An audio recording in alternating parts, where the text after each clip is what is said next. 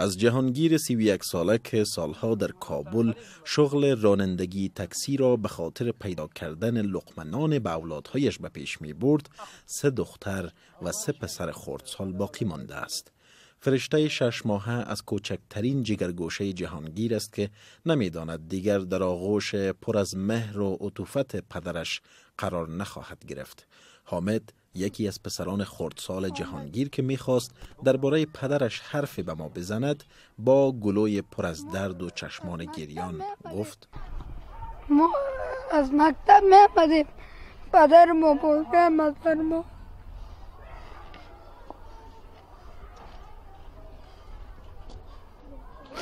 حال پدر درد محرومیت از آغوش و مهربانی پدر نگذاشت تا حامد بیش از این حرف بر زبان بیاورد.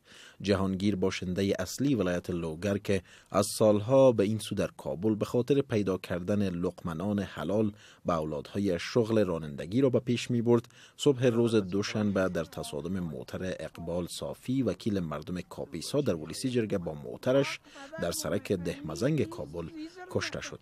خالد پسر کلان این راننده تاکسی تاکید می کند که قاتل پدرش باید محاکمه شود. ما پدر ما میخوایم این ظلم است که این چی است که افغانستان این چی نیست، قانون نیست بخی وقت پدر ما را باید تطمینی بده ایت نمیشه ایتا. روح الله یکی از برادران جهانگیر هم تاکید دارد که باید عدالت تامین گردد و قاتلین برادرش مجازات شوند.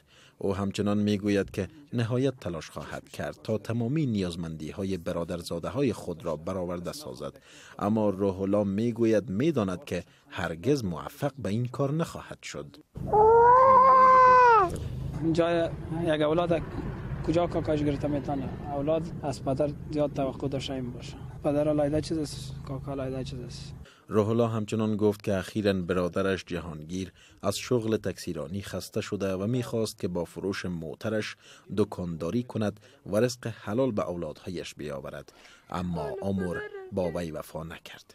نادیده گرفتن قوانین و به احتیاطی در جریان رانندگی از سوی عده‌ای از مسئولان دولتی باعث می شود که همه ساله در افغانستان همانند خانواده جهانگیر انسان‌های زیاد با از دست دادن برخی نزدیکانشان در ماتم بنشینند.